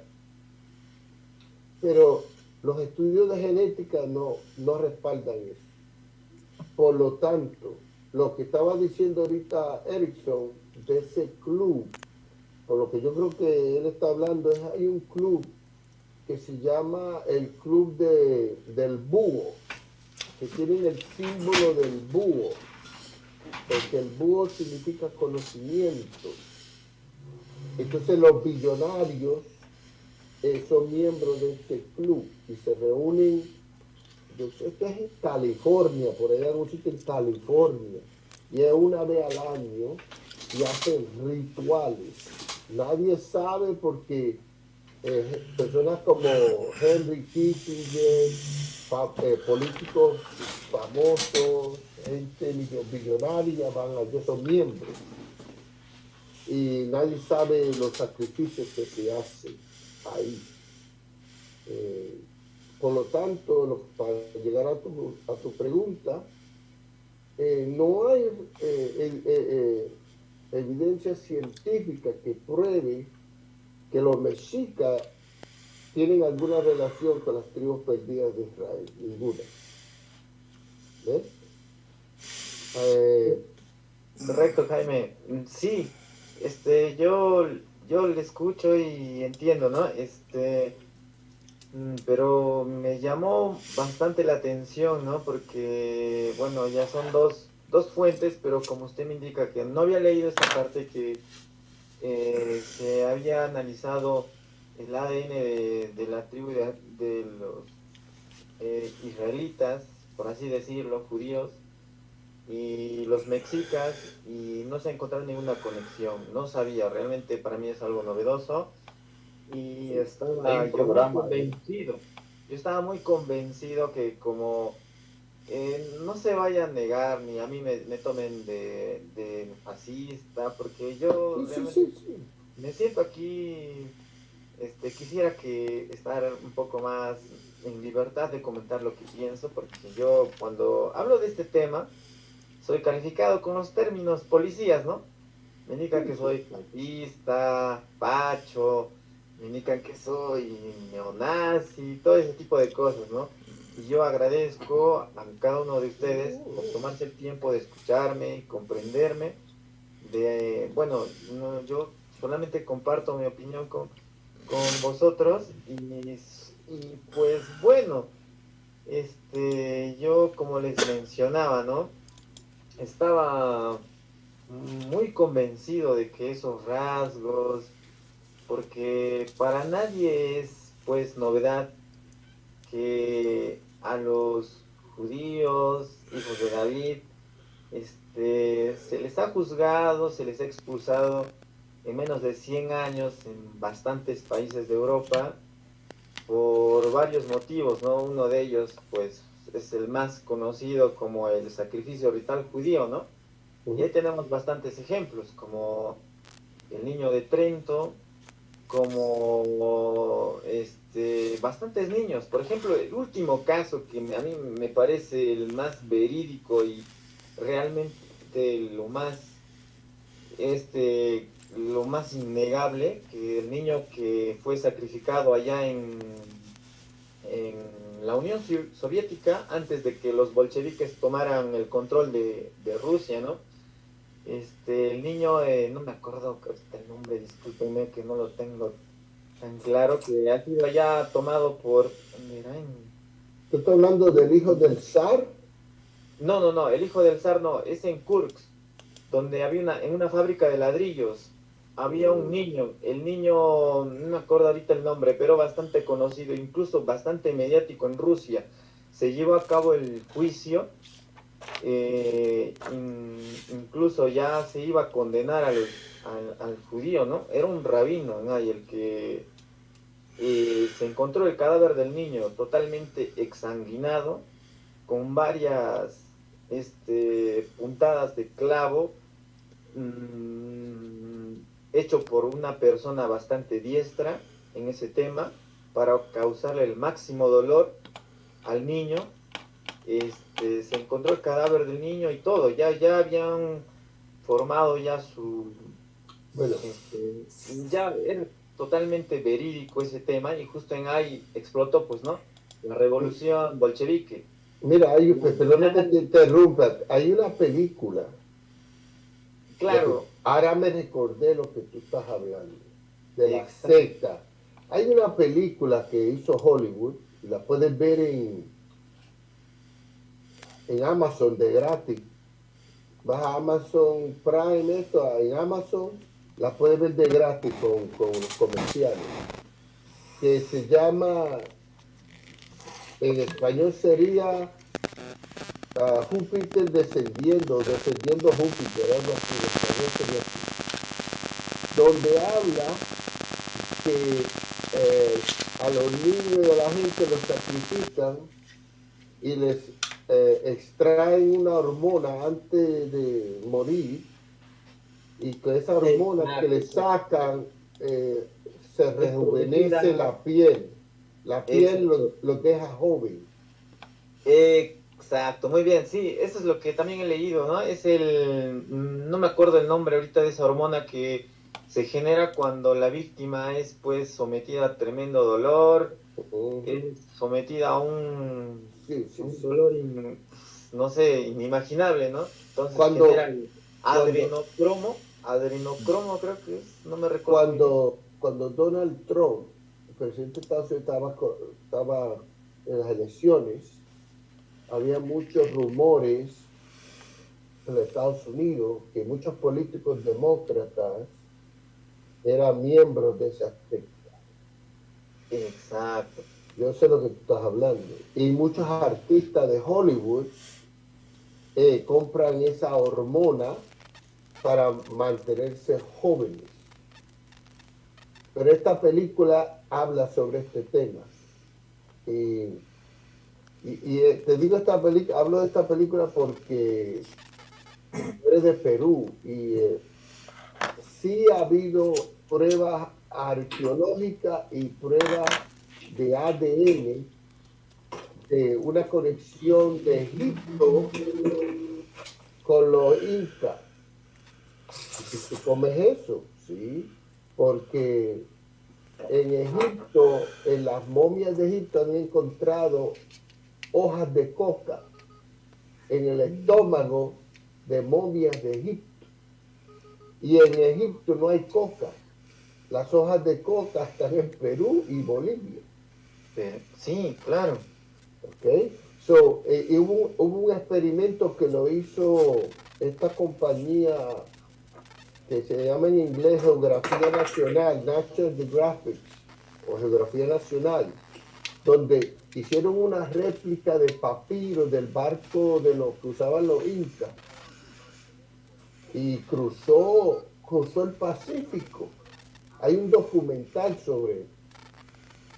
En otras palabras, ellos se creen que los incas eran navegantes también, que nunca se ha hablado de que los incas fueron navegantes. Exacto, sí, porque yo no había escuchado que los incas eran navegantes, don Jaime. Al igual que los mayas eran navegantes, y nadie habla de eso. Chile tiene unas islas bien remotas, lo vi en un documental, donde los mayas llegaron hasta esa isla. Y la prueba está porque tienen una estatua del jaguar. Un jaguar gigante en una montaña. Y tiene que ver algo con un culto de los mayas. En otras palabras, hay muchos misterios que no se han averiguado. Eso es lo que te quiero decir. Muchos misterios. Y no dejes que nadie te quite el interés, porque nosotros somos personas de libre pensamiento, que si tú te dejas que te encajen, que te meten en una caja, no permita eso, porque por eso es ser ignorante. Uno tiene que pensar más allá. ¿Okay? Correcto, don Jaime. También yo, sin ánimos de ofender a nadie, ¿no? Lo vuelvo a recalcar. Sin ánimos de que yo trate de menospreciar a ciertas culturas, razas, etnias, ¿no? Yo, por ejemplo, yo soy el producto de un mestizaje, ¿no? No soy ni español, no soy ni inca. yo soy el producto de la mixción de ambas culturas. Estoy muy orgulloso Eso te hace español igual que hace nuestro rey Inca. por lo que me han heredado ambas culturas, ¿no? Es que ese origen tuyo de a ti te hace español de la misma manera que nuestro rey lo hace Inca. Sí, sí, sí. Disculpe, su nombre es Unión, no, para referirme. Mi nombre es Alberto. Ah, Alberto. Para mucho gusto, servirte. don Alberto, muchas gracias, Antonio. Te hablo desde Sagunto, en Valencia, España. La cuna de la hispanidad. Genial, Valencia. Todo lo que somos nosotros nació en un sitio. Y nació por culpa de un sitio, por causa de un sitio. Ese sitio se llamaba Sagunto. Así nació España. Oye, Roy Nelson, ¿y tú qué piensas de Bolívar? Pues Bolívar para mí era un gran traidor, un traidor que ha sido, pues, ideologizado, educado, pues, por la masonería inglesa para derrocar al Imperio Español, a la gran tarea que hizo España de evangelizar y compartirnos nuestra cultura, porque al fin y al cabo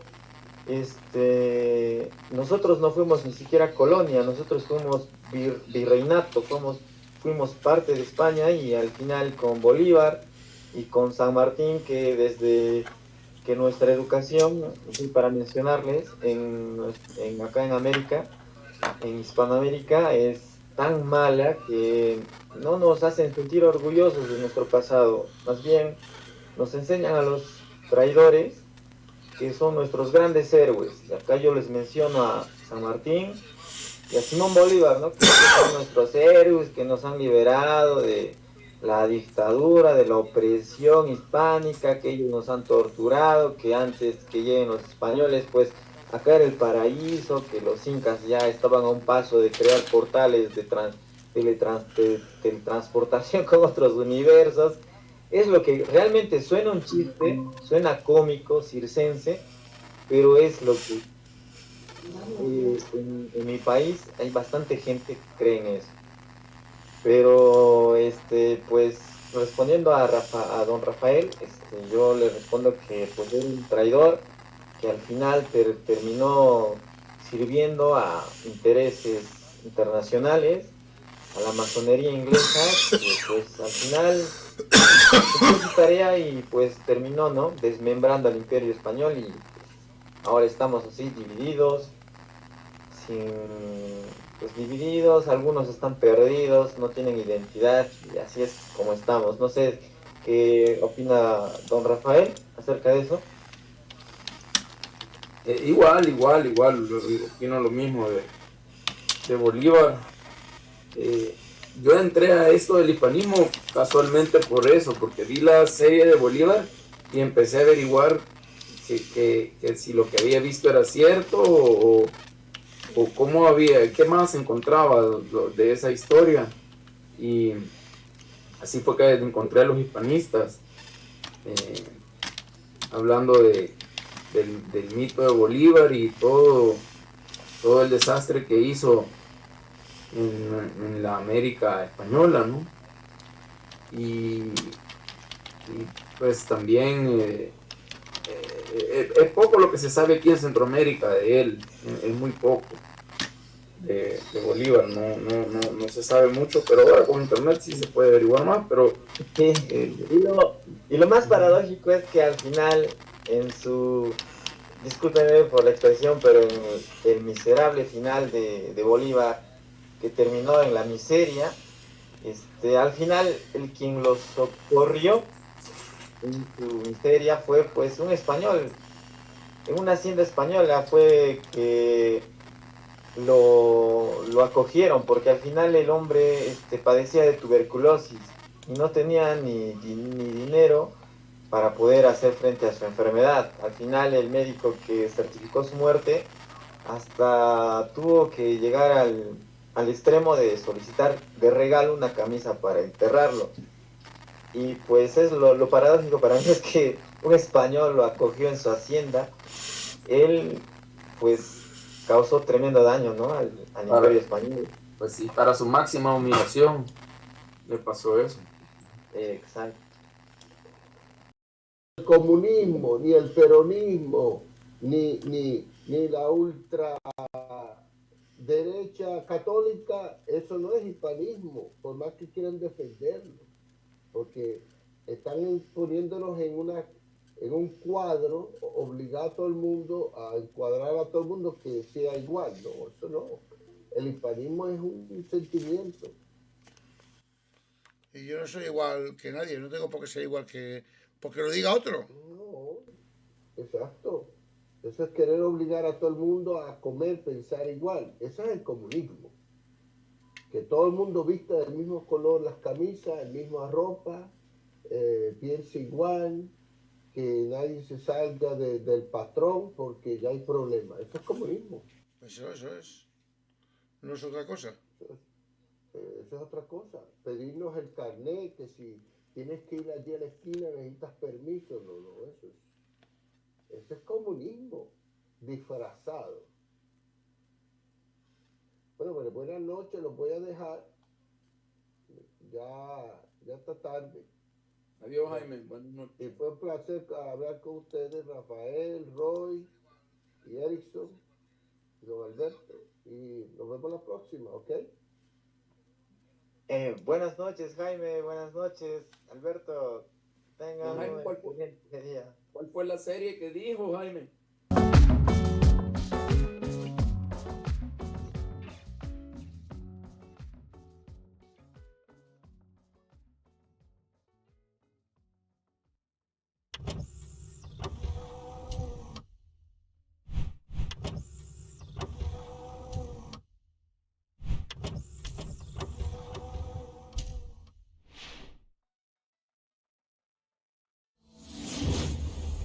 Es un sentimiento. Búscalo dentro de tu corazón.